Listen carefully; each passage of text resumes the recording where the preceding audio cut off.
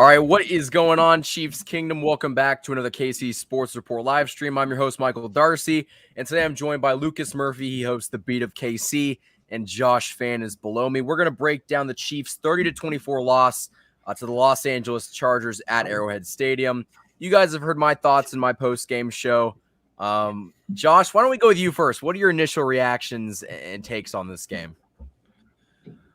Well, I think you're seeing a lot of the roster building strategy that the Kansas City Chiefs have had over the past couple of years starting to come back and bite them a little bit. And teams are, as much as you don't want to admit it, teams are starting to catch up to them a little bit. And the days of playing like, let's be real, playing like shit for 3.5 quarters and still expecting to win the game, those days are over. You cannot do that anymore. Like, turning the ball over 4 times, you're not going to win a lot of games by doing that.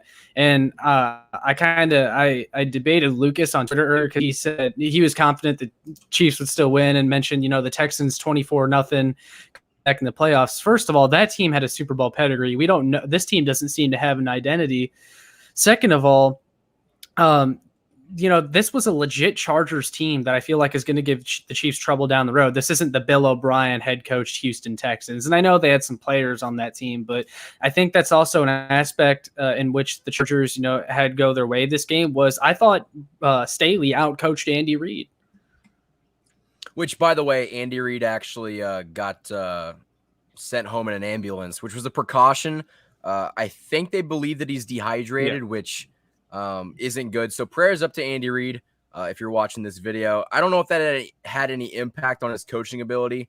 I don't think it did, but it could have. I mean, I would say that Staley outcoached Reid. There was a couple instances in which I wouldn't have done what Andy Reid did, and that was running the ball with Clyde right before the 2-minute warning, I believe. Yeah. Why are you giving it to Clyde? But at the same time, and I said this in my post-game show, Patrick Mahomes is as much to blame for losing this game as anybody on this team. And that is the first time in a long time, maybe ever, that I've ever been able to say that confidently. Patrick Mahomes deserves a lot of the blame for this loss. That interception, the second one, I don't really so much care about the first one. The second one, with under a minute and 50 seconds to go, was careless. He had no business throwing that ball, and it just looked like at that point, he's just like, he looked lost.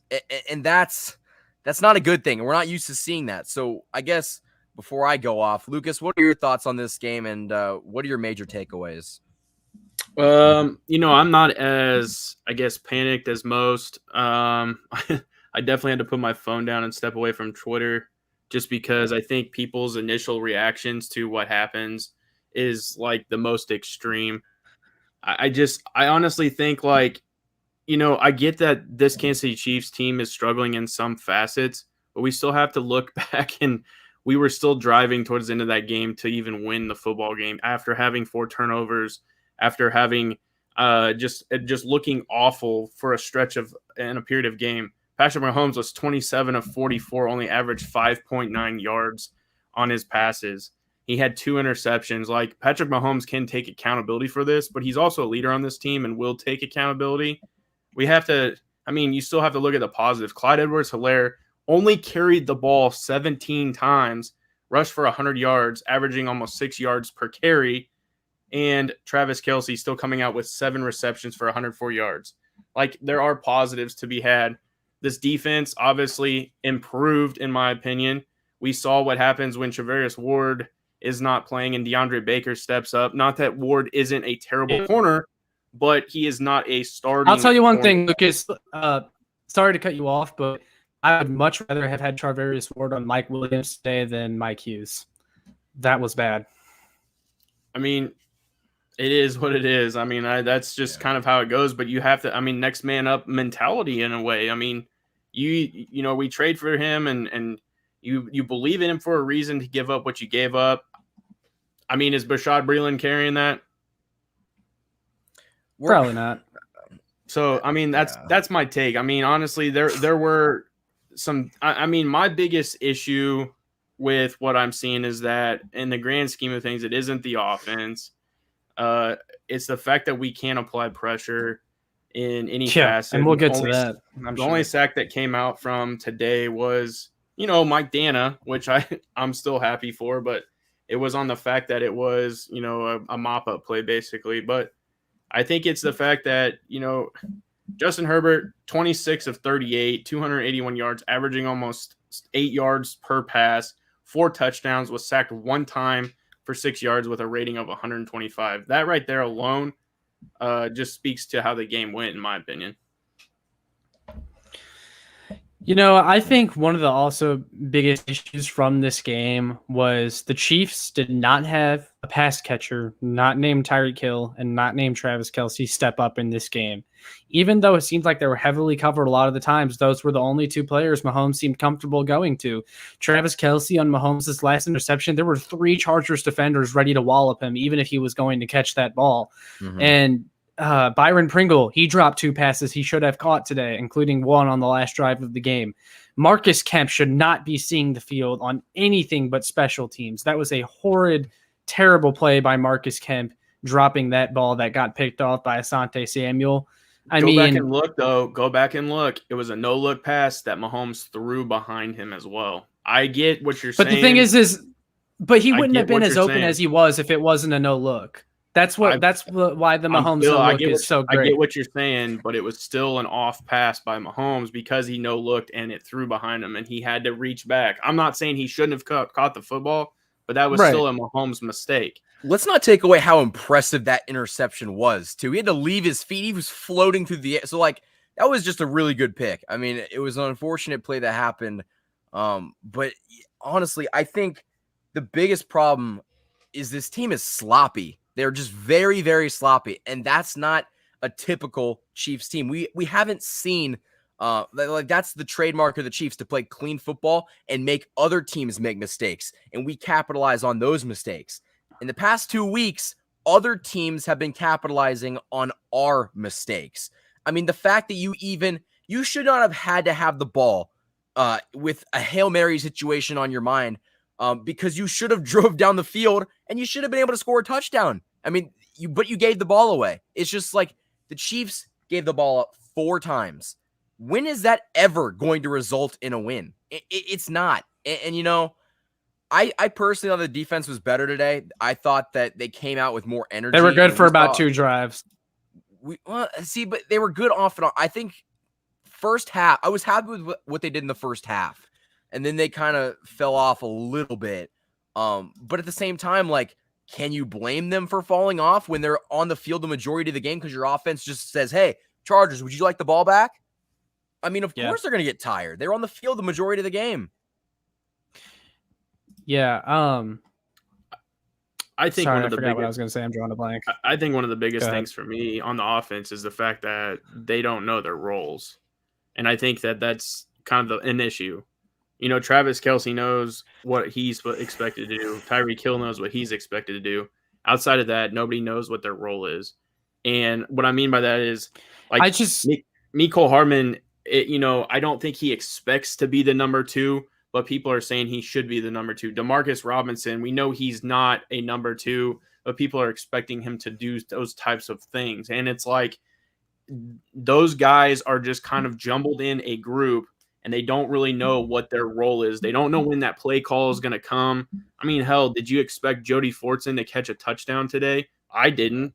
I mean, I just honestly didn't. So, and yeah, I'm happy for him. Don't get me wrong, but it was a great play, but it gets overshadowed. But that's what I'm talking about. I just don't think that these guys understand their roles. And that's also what kind of concerns me, is if we were to go out and let's just say get a Juju or go out and get somebody else, are the roles even going to be that much more extreme? Because we don't know who. That's the biggest thing for me, I think, is roles on the offense, and then the ability to have a red zone defense. Our red zone defense has been absolutely god awful. We stopped the team 1 time. We've played 3 games, and in the red zone we've had 1 stop. That's what's glaring to me. And what does that say about your defense when Brendan Staley decides to go for it on 4th and 4? The Chargers get a penalty that backs them up to 4th and 9, and they still go for it, and they still convert. Horrible. I mean, to me, that's honestly that comes back to also what we've talked about, and I've done 2 videos and an interview on it. It shows how Brett Veach has yet to really create such a good team, based on drafts, free agency, and trades. He just has not fully executed in all 3 facets. Like, you've had those years where he's drafted well, but has been horrendous in free agency and just nuked freaking trades. He's done well in, a trade here, but was just atrocious in the draft that year. He's yet to align all 3. But also another thing too is, like, we complain about certain people, but we're also wanting to keep certain people. And we have to understand this team was kind of established to pay guys who are earning it. And like the Honey Badger, I mean, he's got to get paid. So some of these guys are not just, we can't just go out and sign everybody. And that's the biggest thing. And I think, to me, that's another reflection of each is like, yeah, you're trying to really build this like super team and do all this. The question mark for me is, do you pay Orlando Brown, or would you rather go get a subpar, maybe average left tackle now and be able to pay a spread out defense? Go get different guys, pay the Honey Badger, get other people that, make this team more versatile, where right now you're struggling and applying pressure. You're paying $100 million to a guy who has not touched the field. And when he is touching the field, we question if he's touching the field. Like, those are the concerns. Like, not Clyde Edwards-Helaire touching the ball 17 times, rushing for 100 yards, averaging 6 yards a carry, a touchdown today, and people are like, he's trash. Like, here's Patrick Mahomes, and he does need to be held accountable, but at the same time, I've said that this team needs to find ways to win games outside of Patrick Mahomes. Like, how many of these games, including the Ravens last week, are coming down to the very last drive where Mahomes has to pull a rabbit out of his hat? And now they've lost the last 2 where that's been the case. And you can't keep doing that, because there were a lot of games last year that was the same thing. I think the statistic was in the last 7 games of 2020, the Chiefs won by a combined 27 points. That's a really bad point differential. You can't have all these games come down to Mahomes pulling a rabbit out of his hat. You need the defense to be able to get stops. You need other players to step up on offense. And I know Clyde Edwards-Helaire had 17 carries for 100 yards, but he fumbled on a drive that likely would have resulted in a touchdown had he not fumbled. And secondly, not to like totally downplay what Clyde did today, but this was a Chargers team that was in the bottom 3 in run defense in the entire league. I mean, they were right there with the Chiefs when it comes to run defense. Clyde Edwards-Helaire should have had a good game. I want to see him consistently have 17 carry, 100-yard games against good opponents. It's fair, but and Lucas made a really good point. How can we talk about Clyde when we have Mike Dana being our lead pressure guy today? Like, you've got to find someone that can do that job.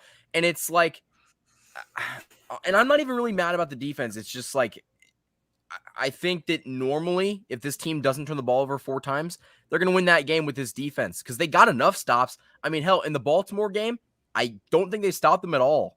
Or in the Browns game, I literally think that they made it 1 or 2 stops in the 4th quarter, and that was it. So it's just like, you only need 1 or 2, but when you turn the ball over as often as they did, no, it's like you can't.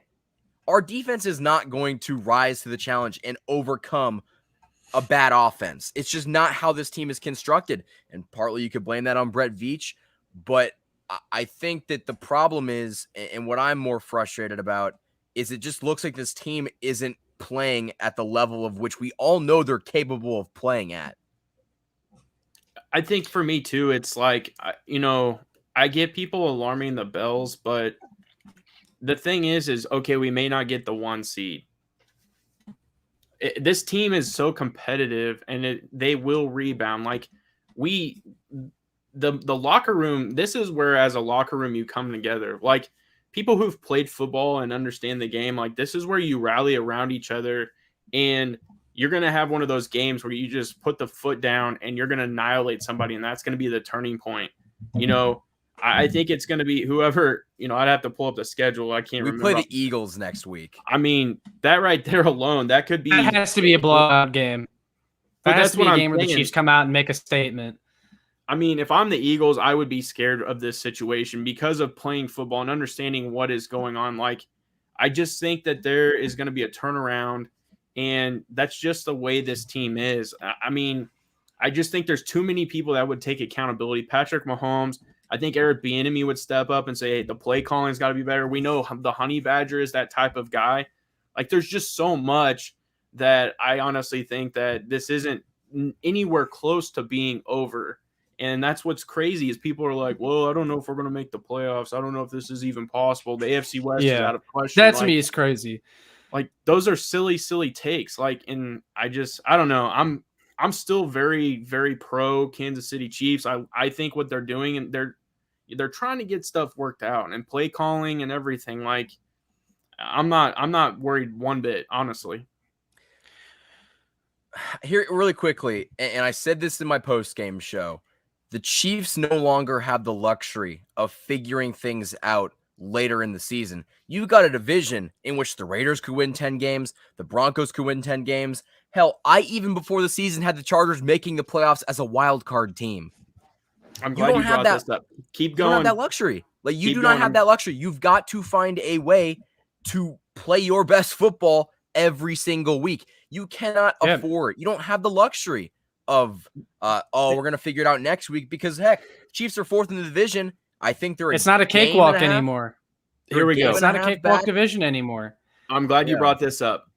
The Denver Broncos to this point so far have played the New York Giants 0-3, the Jacksonville Jaguars 0-3, and the New York Jets who are about to be 0-3.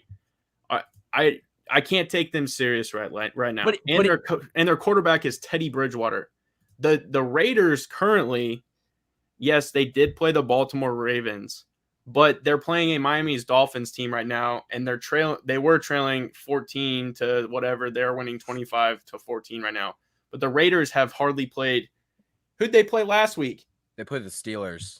The Steelers are 1-3 or 1-2 right now. Like, that's what I'm trying to get at. The Kansas City Chiefs have played the Cleveland Browns.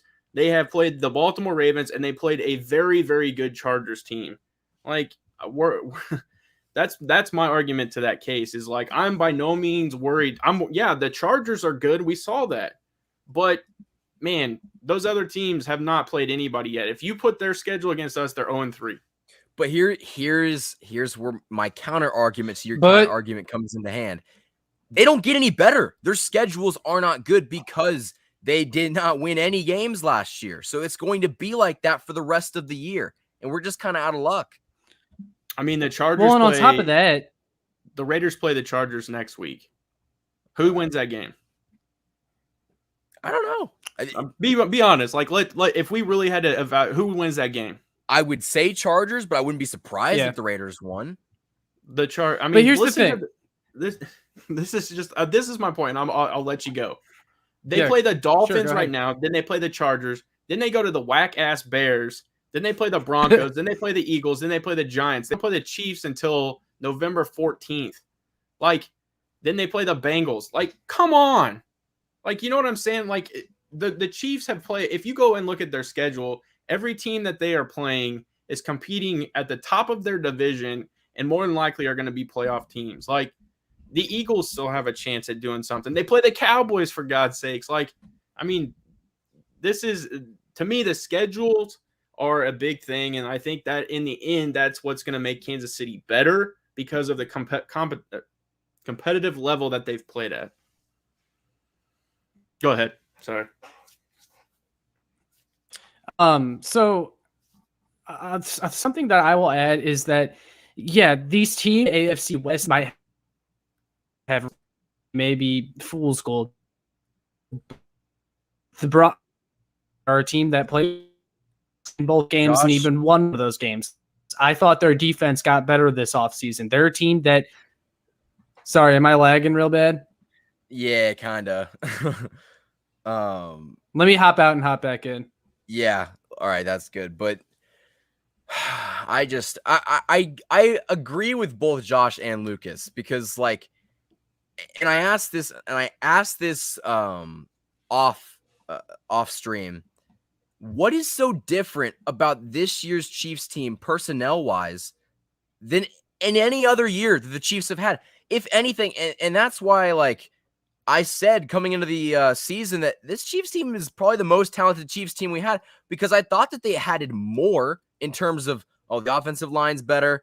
I thought the secondary, I mean, they didn't lose really anything besides Basad Breeland. They gained DeAndre Baker. They gained Mike Hughes. I was having a hard time seeing how this team got any worse, but clearly I was a little bit wrong. But like, what is so different about this team that I don't know? I wouldn't even say it's personnel issues. I think that the Chiefs are truly feeling pressure in situations where they're making mistakes and they're not capitalizing on them like they would in previous. The reason why I compared the Houston Texans game to this one in the playoffs was because look how many mistakes we made. I mean, you had the fumble, you had the block punt. I mean, you had a huge amount of mistakes that happened, and the Chiefs found a way to scrap and fight back. And yeah, that there was a lot more on that game than there was this one. But I think that, to me too, like, you also have to remember we had Sammy Watkins, and like, I get Sammy Watkins wasn't a huge like contributor through the whole season, but if you look, he was a major contributor in there. Another thing Sammy Watkins was extremely good at was blocking. And for us not to have a Sammy Watkins, yes, again, I understand people will be like, he didn't play. The thing is when he did play, he was a key piece to this offense from a blocking standpoint and a route running standpoint. Like, Sammy was good. If you go and, I mean, he had that clutch catch at the very end of that game. And I mean, man, I think Sammy really, you have to give a lot more credit to Sammy Watkins than I think, did. Because we don't have that. We don't have a Sammy that's on the other side and can take away some of that pressure. And again, it goes back to what Josh said, like, evaluating what we did in the offseason and like people thinking we were going to be okay. And again, for me, that shows the inability to draft. Like, you had every opportunity to draft. Mecole Hardman, obviously, we took him over DK Metcalf, Terry McLaurin. Like, I mean, there's so many examples where we've just swung and missed, and you can't do that if you're going to miss in the draft, then you need to be able to hit in free agency and trades. If you're going to miss in free agency like they did in 2018, because I wrote it all down right here. 2020, we swung and missed in free agency. Mike Rimmers, Ricky Seals-Jones, Antonio Hamilton, Nick Keiser, DeAndre Washington. We re-signed Brashad Breeland, Robinson, Henne, Sherman, and Pennell. Out of all those, who stands out to you? Yes, I understand we won a Super Bowl. Right there was a trash free agent period. Like, that right there, to me, was eye-opening and just screams like we missed bad. I mean, you're trying to create longevity, and you and I can relate to this because we're diehard Royals fans. I'm wearing the Royals shirt, right? It's not a Chargers shirt; it's a Royals shirt. We don't want to create a 2014 and 2015 situation where you literally go for it all and then you lose everything. You're trying to create longevity by being able to solidify and fill in with the draft, and plug in free agencies the best way you possibly can on a low cost budget. I mean, that's what you're trying to do. And like, I think that's being exposed more or less now. And that's just kind of like my thought. Like, I get we had to kind of give away Sammy Watkins, but you have to be able to replace a Sammy Watkins type talent. And they could not do that. Like, and the guy they drafted is on the practice squad right now. Correct. And there was a lot of pressure put on him too. Not to say that, any of that really even existed, but what was the immediate comparison? He's from Clemson. He wears 14. He looks like Sammy. I'll admit, I even said the same thing. Didn't even make the squad. Like, those are the types of things that I think you need to evaluate. And like, yes, he's a big body receiver and he did some amazing things, but I think, to me, that really kind of revealed itself in this game as well. Like, look what Mike Williams did. Yeah, they went to Keenan Allen. I had the stats pulled up, and Mike Williams had 100 yards. Yeah, 2 touchdowns. Like, Mike Williams goes off every time he plays the Chiefs because they focus so much on Keenan Allen, who still went off. Yeah, Keenan was incredible today. Good catch after good catch. But you also saw that too. I mean, who was it? It was L'Jarius Sneed on that sideline. L'Jarius Sneed was in his pocket and literally can't do anything about that. Yeah, and he could. Those are the types of plays, man. You just got to tip your hat because those are elite receivers. And that's why I don't want to scrutinize or criticize the defense too much. He's back. And you can hear me okay, right? Yeah, you're good. Your face looks different. Okay, I'm probably gonna keep my camera off so it's not too much stress on my computer. Perfect. Here's one thing I'll hand to the Chargers is they've done a really good job going out of their way and getting just really huge receivers. Because Lucas mentioned it with L'Jarius Sneed, like there's nothing he could do on some of Keenan Allen's catches. That's just because Keenan Allen has such a size advantage. Mike Williams is huge compared to Mike Hughes, and they just have a size advantage over a lot of our defensive backs, which it's a good type of receiver to aim for if you're the Chargers. Big and strong. I want to go back to the divisional debate real quick since I kind of cut out when I was trying to make my point when that happened. But I'm not saying the Chiefs are going to lose the division or anything like that, but I mean, the division is not a cakewalk anymore, in my opinion. The Raiders have always been a team that has played the Chiefs close. They even beat the Chiefs once last year, and the other game came down to, again, a last-second drive, Mahomes pulling a rabbit out of a hat to win. And I thought their defense got better this offseason. The Broncos, their main downfall against the Chiefs is that their offense was so bad that it didn't matter. But the Broncos defense was so good, they actually kept Mahomes in check in their two meetings last year. Mahomes was 15 of 23 for just 200 yards and a touchdown in the first matchup. They scored 21 of the team's 43 points. Week 13, the other game that was at Arrowhead last year, Patrick Mahomes was 25 of 40 and just one touchdown. Now that I'm not saying Teddy Bridgewater is a world beater or anything, but that's a quarterback that can take you from horrible offense to decent enough offense to beat the Chiefs on the right day, in my opinion. And then the Chargers we saw today, that's a team you have to take seriously now. Yeah. We're last in the division. How's that sound for you? I mean, I'm guys, sorry, I'm laughing in the comment section. And that's the thing. Like, if we were having this conversation in week 8, I'd be a lot more concerned. I don't think that I'm not concerned right now, because I am. I mean, this team has very glaring weaknesses, but I'd rather find out those glaring weaknesses in the first 3 weeks than in the last 3 weeks, because they're going to have time to adjust. And I think they adjusted well on defense from going off the past 2 games. Austin Eckler had 55 yards. I mean, I'll take that. I mean, we were really, I was worried that he was going to get like 150, honestly, because this Chiefs defense wasn't stopping anything. But I think that, it looked like they were able to supplement a little bit, and that they were able to improve on defense a tad, but then the offense kind of went off a little bit. So it's just like, we need to see this team play well on both sides of the ball, because if they play well on both sides of the ball for 60 minutes, no one's going to beat them. That's just the nature of how this Chiefs team is. But the problem is they never can. They never can. One thing I think you can be critical of too today is Lucas Niang. I mean, for the first time, for officially actually going up against a true, like legitimate pass rusher, he got worked over by Joey Bosa. And I mean, it's nothing to sit there and be like, do what? He had one leg. On one leg. Joey Bosa on one leg, too. But what I'm saying is, like, you got to understand, too, like, you can be critical of him, but this is his first year. Like, I mean, he is only going to get better, and he has to understand, like, hey, man, and that's what, like, Mitchell Schwartz said on Twitter.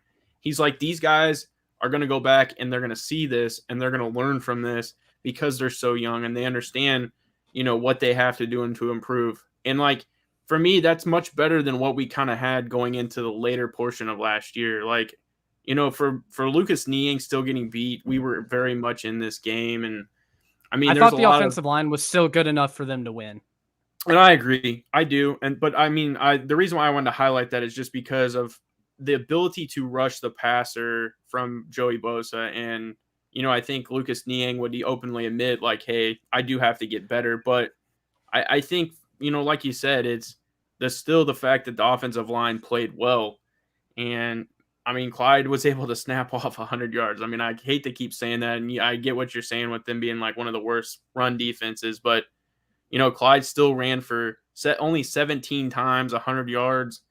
I mean, it comes to – and if you really bottle this thing together, it comes down to the fact that we turned the ball over 4 times. And I think another thing for me, too, is – another thing too for me is we don't do anything on special teams. Like, we have yet to really like have a return that goes past the 30-yard line, or like do anything that just kind of sets the Chiefs up for success where maybe they've been struggling. Like, we don't turn the football over a whole lot. Like there's not enough pressure to create just a crazy fumble or a situation where that happens. Like you're just eliminating a lot of that, and you're just putting so much onto Patrick Mahomes and a lot of those guys to be successful that when they don't, it makes it that much worse. Well, and let me just say this really quickly.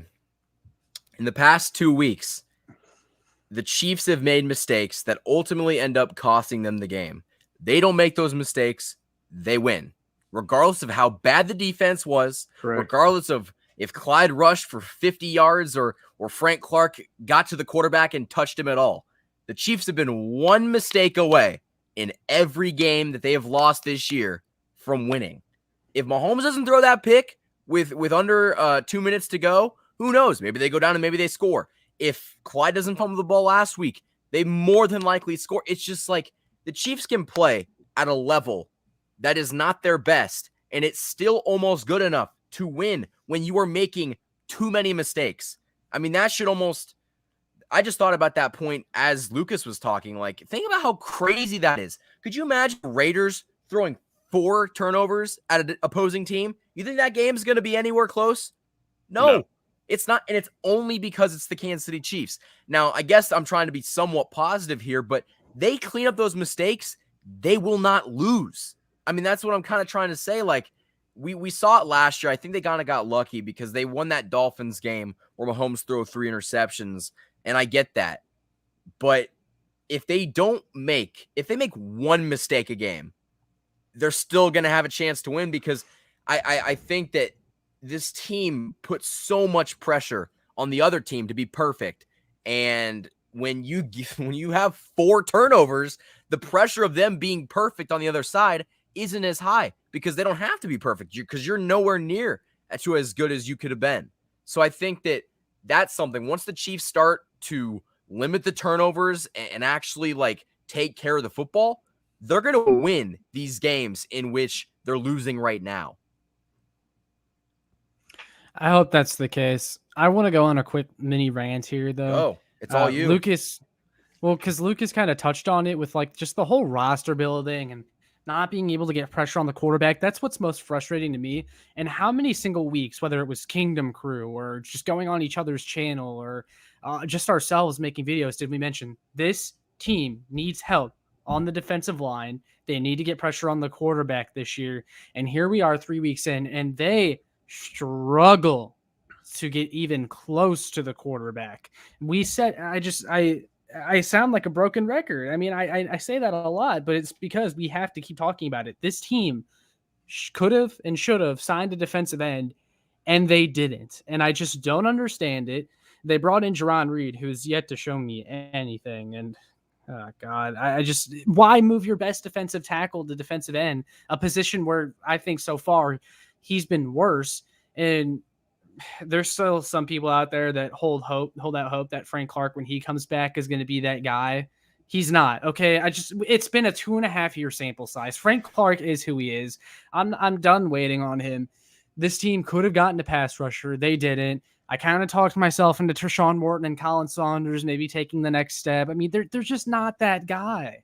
You need more. And then defensive back is an area that I thought they should have addressed, and they just kind of ho-hummed and brought back Sorensen and Ward, and no one said a peep about it, and they're just not it. And I thought DeAndre Baker played really well today. I don't think Ward should just get his spot back when he's healthy again. I think that's something they have to seriously look at. And then I question the coaches too. Steve Spagnuolo. I saw somewhere that Juan Thornhill started today. I'm not sure how long he started for because it was on the 4th and 9 play. I remember seeing him. I think it was the 4th and 9 play. Dan Sorensen, I'm gonna be interested to see the snap counts because it still looks like to me Dan Sorensen's out there for 90+% of the snaps, and that is inexcusable. It's inexcusable. And then at the same time too, I don't know if you guys have noticed this, but every single time this team lines up to play defense, guys don't know where to be. Tyrann Mathieu and Nick Bolton are pointing fingers, and these guys are moving around all the way up until the ball is snapped. Like this, I know it's been said that Spags runs a complicated defense, but clearly it's too complicated for these guys to even pick up. They need to start they need to go back to the drawing board, start from the beginning, and once these guys get the basic defense down, then you can start some more of these complex looks and stuff. Because these guys are running around pointing fingers before the ball is snapped every single time, and that's why the Chargers ran up tempo on their 2-point, or was it their 2-point conversion? I don't remember. They ran up tempo on their touchdown and then the 2-point conversion. Dan Sorensen got beat on both of them, I'm pretty sure. This stuff is inexcusable for a third-year coordinator. And it's not like they've had a ton of turnover either. It's like, first of all, you haven't lost that many guys. And second of all, it's going to take you 3 years to learn the defense. Nick Bolton's been here for 4 weeks, and he knows how to run the defense. Like, I mean, I guess that's a testament to how smart Nick Bolton is, but like, are they going to pick it up? Like why can't some of these other guys who've been here longer figure it out? Because like, I get that it's complex, and you said that, but it's not an excuse to be still bad after 3 years. Like, how do you not know it? You have 3 years. And the red zone defense, we talked about how they're so bad. Part of the reason they're so bad is because every single time, how many times when these teams are in the red zone, they have a receiver wide open because the Chiefs don't know where to be. It's a miscommunication, or just it's constantly guys are out of place. Like, how many times have we seen that play where Mike Williams is completely wide open? He had the one on Hughes today where he turned around Hughes, and then that game where the Chargers won on the 2-point walk-off 2-point conversion. Wasn't a couple years ago. Yeah, but Mike Williams was by himself in the back corner of the end zone. Why does that stuff continue to happen? Well, First, because it was Orlando Scandrick, but second of all, I mean, Sorensen did it today. I think that who caught that touchdown? I can't remember if it was Williams or if it was Keenan Allen, but I mean, are you talking over to the left?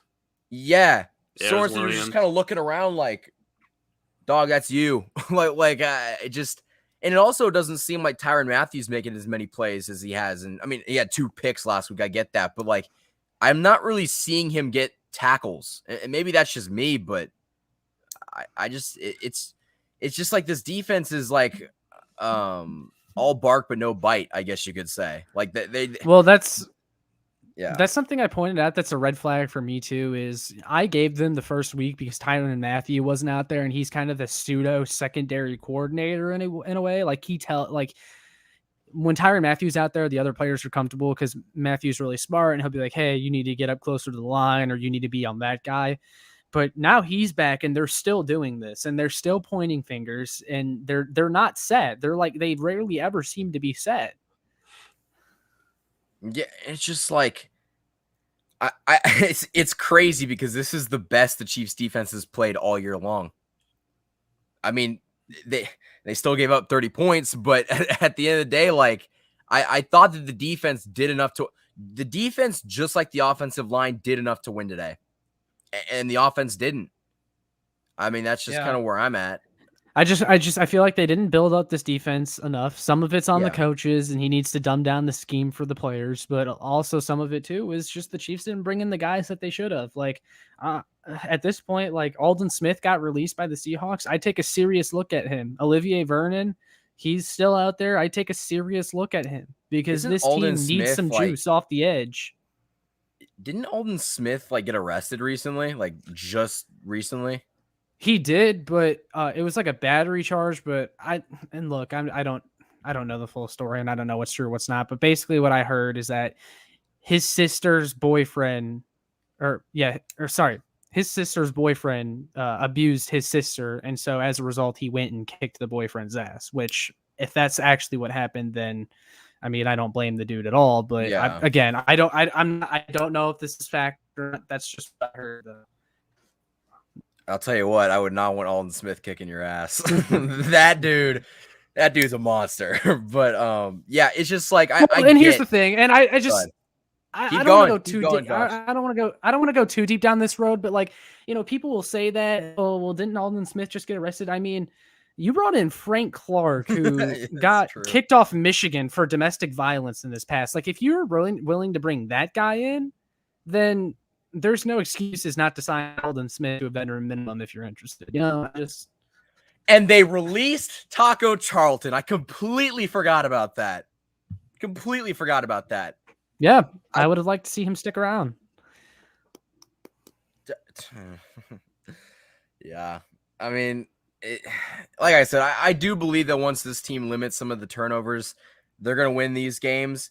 But at the same time, like these weaknesses, unless they dumb down the scheme to the point where these players are getting it consistently, I can't see them changing like drastically. Yeah. Like, I mean, we're yeah, just kind of Carrington Harrison, he mentioned this on the radio, and Eric just commented it in the comments. Worst statistical red zone in defense, or worst statistical red zone defense in NFL history.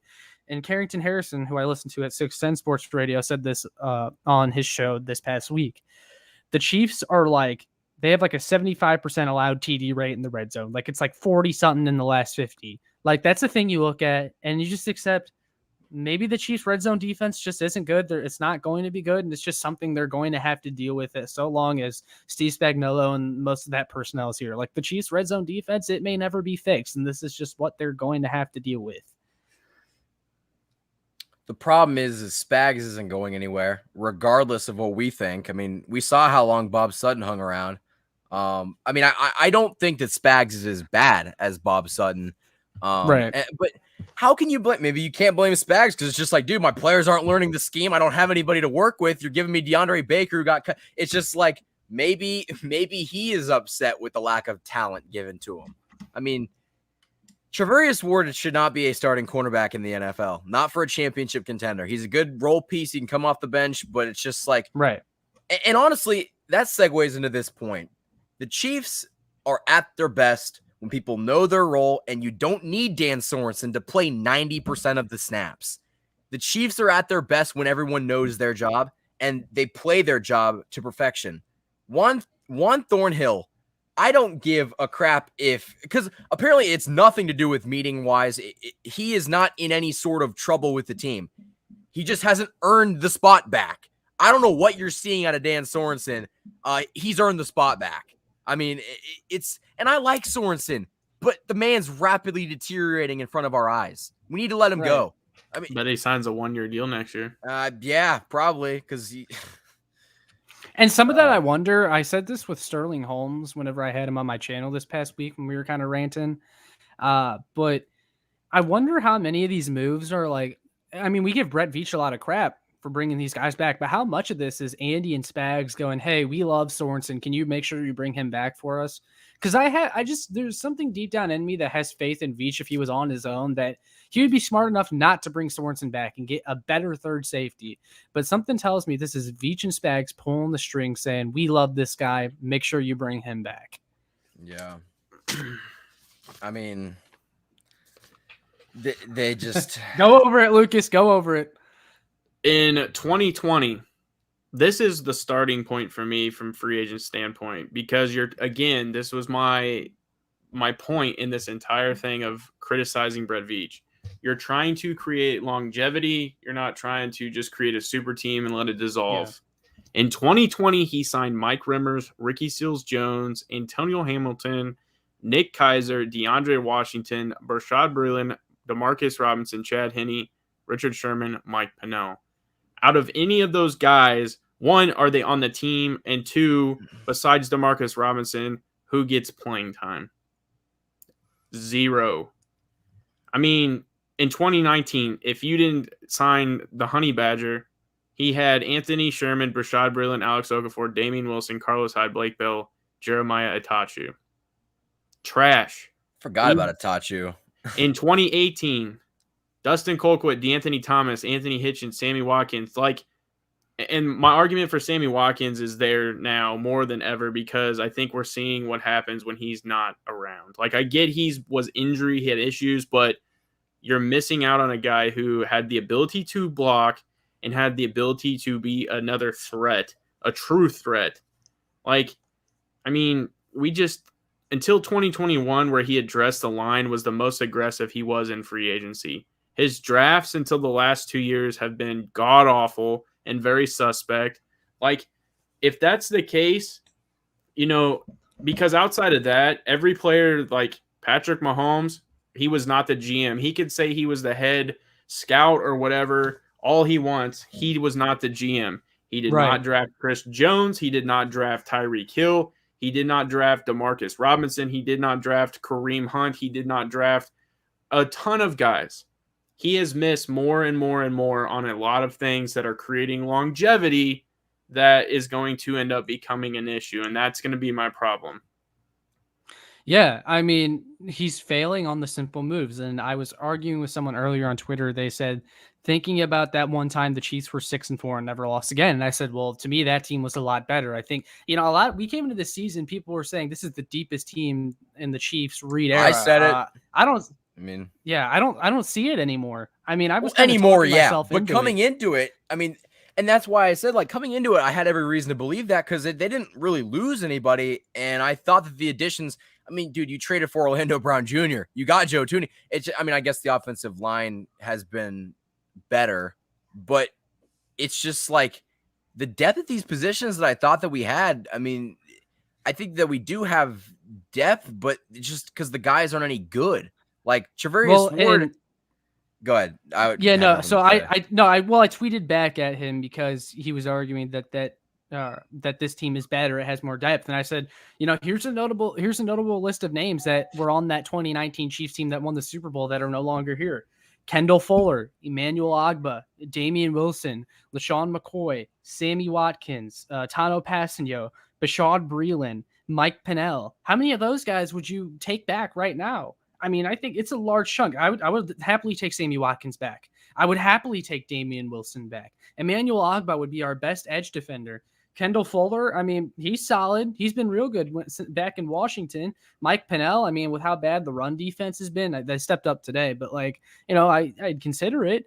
I think it's to go with your points. When those guys leave, you have to be able to find replacements, and they just. But that's my thing is to go along with your point. They literally have gaping holes at linebacker. Like, I get Nick Bolton is stepped up. I truly believe that Anthony Hitchens stepped up mightily today.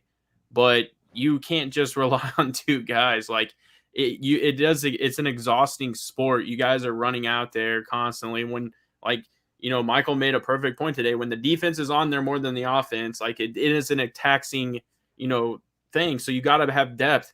We're running out guys like Ben Neiman, like our defensive line. Like when Chris Jones needs to take a break, who's that force that's out there?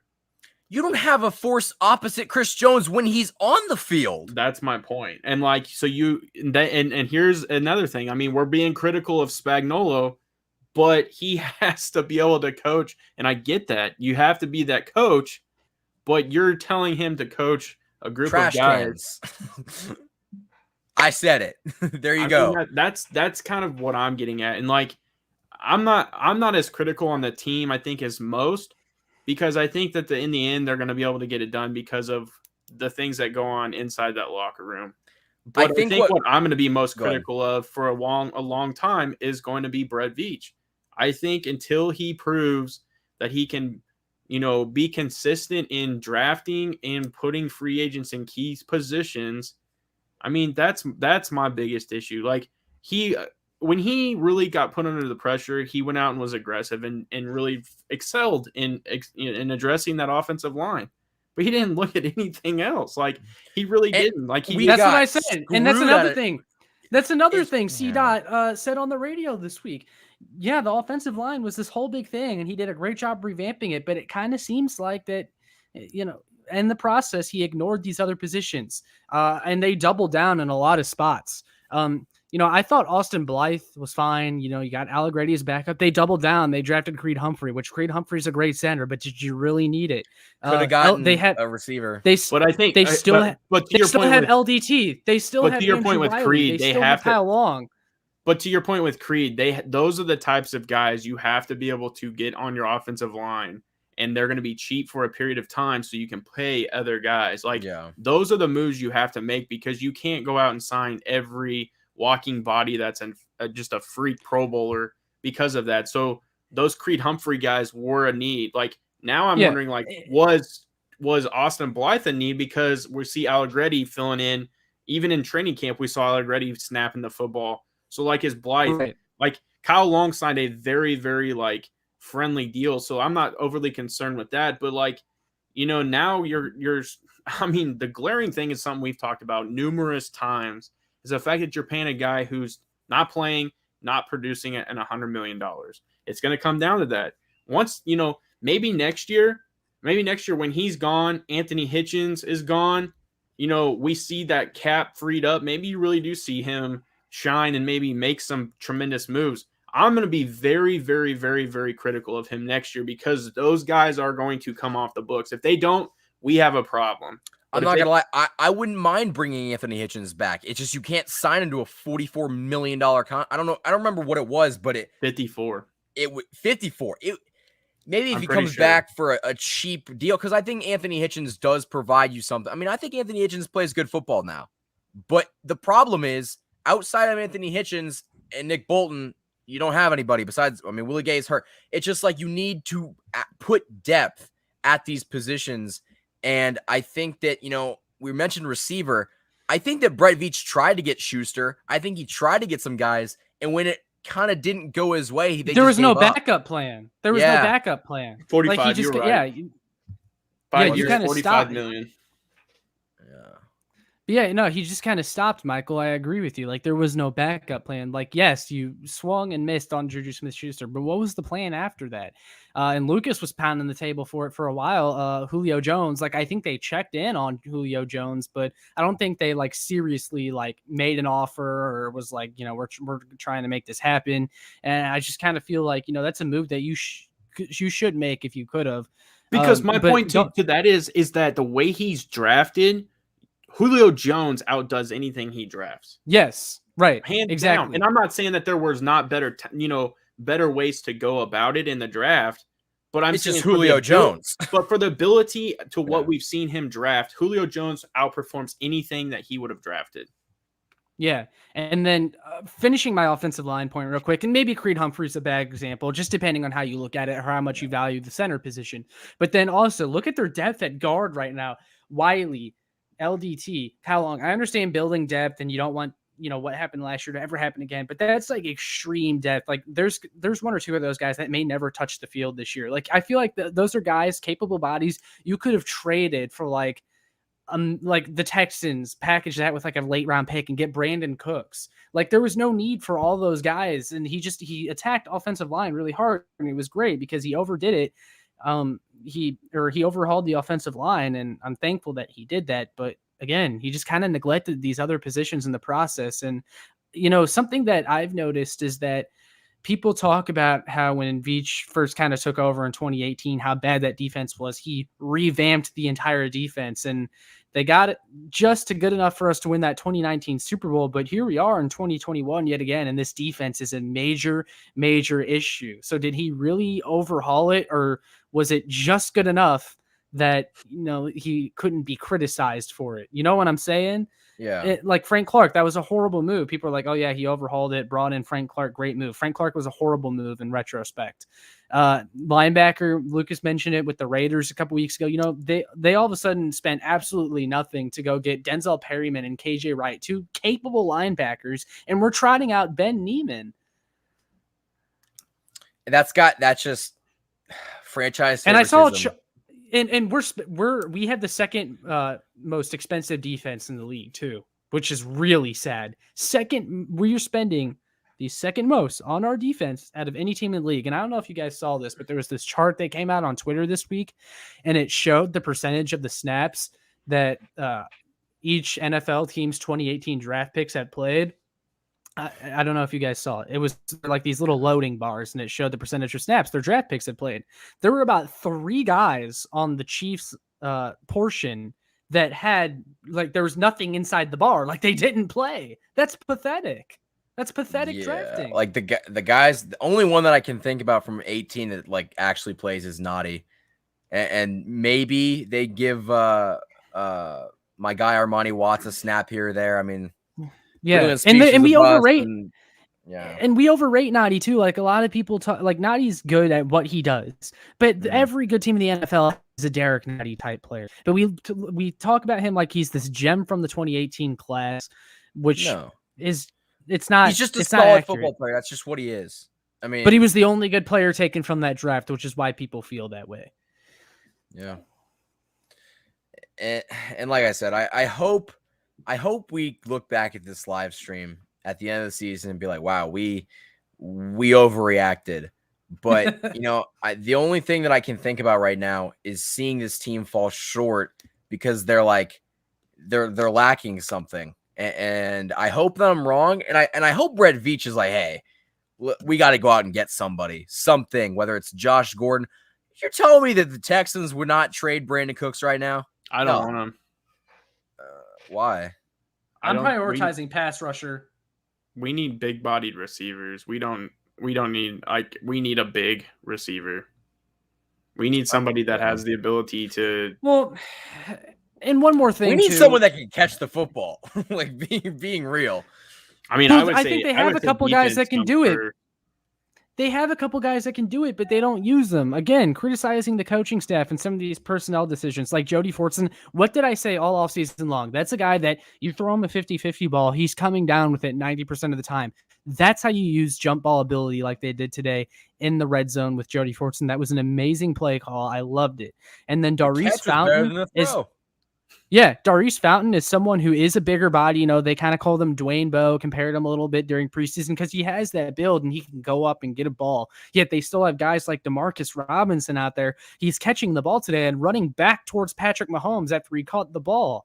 That's even ridiculous. worse. Like at some point, worse. The guy that he beat out to make the team in Marcus Kemp got a target and he didn't. Think about that. Yeah. I'm just going to throw this out there too, though. Kenny Golladay was available. He went to the New York Giants. I mean, we weren't going to get Golladay. Golladay was going to break the bank. We tried to get Juju Smith-Schuster. But what didn't Golladay take? What did Golladay even take? Josh Reynolds, who they offered. Like, I would take Reynolds over Robinson right now. Like, he's a solid receiver. But that comes right now, I'm point of understanding roles. Like, is he good enough to do that and pay him for his role? And that's my biggest issue. I think Sammy Watkins understood what his role was. He understood, like, I'm a blocker that has the ability to then be a freak at catching the football when I need to. But my role is to do this. I don't think beyond Tyreek Hill, who's the number one, those guys understand what their role is. They just do not understand. They don't know. Like what, we understand that we're seeing all these jet sweeps. So are we starting to think that that's the only thing Hardman can do? Because outside of that, I wish they would he that with him more. He didn't get a single touch today. That was not a manufactured target. That's what I'm trying to say. Like, they don't understand how to put these guys in roles. Like, they just don't. And they don't step up enough to make it to where, like, hey, we can alleviate and draw some of that off of Tyreek Hill. Like Tony Romo and was it Jim Nance that called the game? Yeah. Like, at one point they were like, oh, Tyreek Hill has done this and hasn't caught a football and stuff. Well, that's exposed because nobody else is stepping up in his role and doing what he's capable of doing when he can't. That's the biggest issue for me, is like on the offensive side. Outside of those two guys, you don't have major pieces. And like, I mean, it's how it is. What was I supposed to look up? Kenny Golladay. Yeah. I mean, but realistically, though, like, our offense should not need to. The defense is the problem. Like, what we're complaining that we don't have a number 2 wide receiver behind Travis Kelce, who's the best tight end in the game, and Tyreek Hill, who's a top 5 receiver in the game. You got the best quarterback on the planet throwing him the ball. But realistically, if our defense wasn't giving up 35 points a game, we wouldn't have this problem. Why would we even be talking about our number 2 wide receiver problem? Because I don't think it would be a problem. I mean, if your defense was better at applying pressure, at stopping the run, you think anyone would care about our number 2 wide receiver? Yes. Really? Yep. I don't think we would. 100%. I do. To me, I'm prioritizing pass rush because I feel like this team needs like an aspect of their defense to step up. I don't see the Super Bowl going the Chiefs' way again if they make it, if they can't get pressure on the other team's quarterback, whoever it is. Like, that is so important to me, and this team has invested way too much to not get pressure on the quarterback. That's just something that's infuriated me. There's guys out there. And one more thing I'll throw in with the receivers is I feel like an office's approach to the receiver position after they missed out on some guys was, well, as long as Patrick Mahomes is upright and as long as the offensive line, is back there and gives Mahomes and the receivers a couple more seconds to get open, they'll be just fine. And that's not the case because as we're seeing, even though Mahomes is staying upright a lot, that doesn't change the fact that the receivers aren't good enough. You need receivers that are good enough. Like, you can't just give Mahomes a good O-line and then, like, I don't know, 4 Demarcus Robinsons out there. Obviously, the Chiefs have more than that, but if you get what I'm saying, it's not like at the end of the day, bad receivers are bad receivers or mediocre receivers, and good receivers are going to be good receivers. Guys are going to get open if they're able to, and then Mahomes will find them. It's about that, 4 years. Go ahead. 4 years, $75 million for Galladay. Yeah, there's no way in hell we were gonna do that. And then we couldn't do that. Corey Davis. Davis, I heard, is terrible right now, though. 3 years, 37.5. You know who I would have loved? You know who I wanted at the start of free agency? Wrote about him multiple times, made a video on him. Marvin Jones went to Jacksonville, who is stinking it up right now. It was real cheap. It was like 3 years, $24 million or something like that. Marvin Jones is 6'2", about 200 pounds. He's got good speed. He can go up and get a ball. That's the receiver I would have liked to see us get, and we didn't even try. Jacksonville. I think, and I've been saying this for a while, I never saw what the Chiefs saw in Mike Dana, and I don't think Josh Kando is going to be anything. Getting back to the pass rush, and that's ultimately where me and the Chiefs differ. And obviously, you guys are like, oh, the Chiefs are way smarter than you, and sure, give them that. But at the end of the day, it is not that hard to point out that Josh Kando was not a good pick. He was a developmental guy. And since when have a developmental guy in the 5th round been a good idea? That's a luxury too. That's a luxury pick that you make, and we just weren't in the position to be making a luxury pick, like a guy that can sit behind and develop. It's the lack of evaluation. Let's just be real. It's the lack of ability to draft. There's teams out there, and I can go to it. The Arizona Cardinals do not miss on those picks. We miss on those picks. We took Tano Passanao in the 2nd round.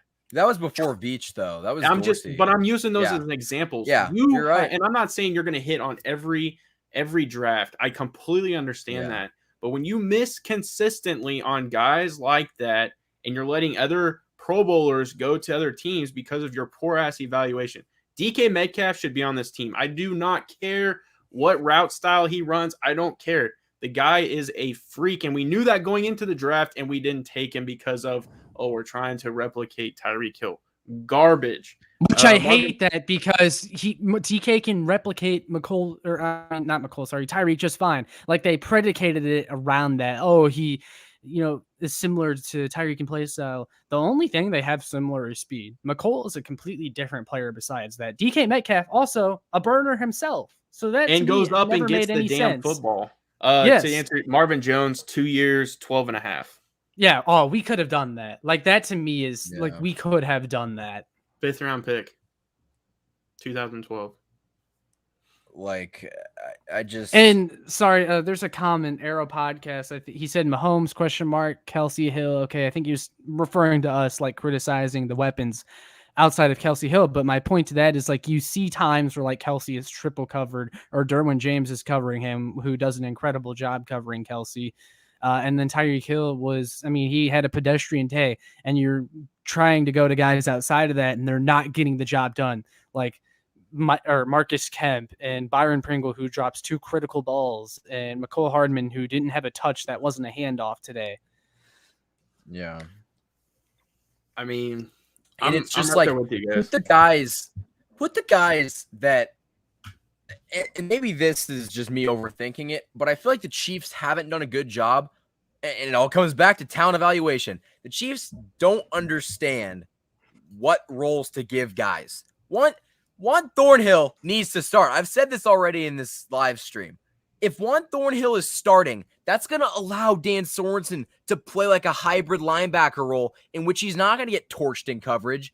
And I think that, we saw this last year when the Chiefs needed pressure. And even earlier today, we have seen very, very few secondary blitzes. If that's the only way you can get pressure, we better see you do that a hell of a lot more often. I don't know what the blitz percentage is for this Chiefs team right now.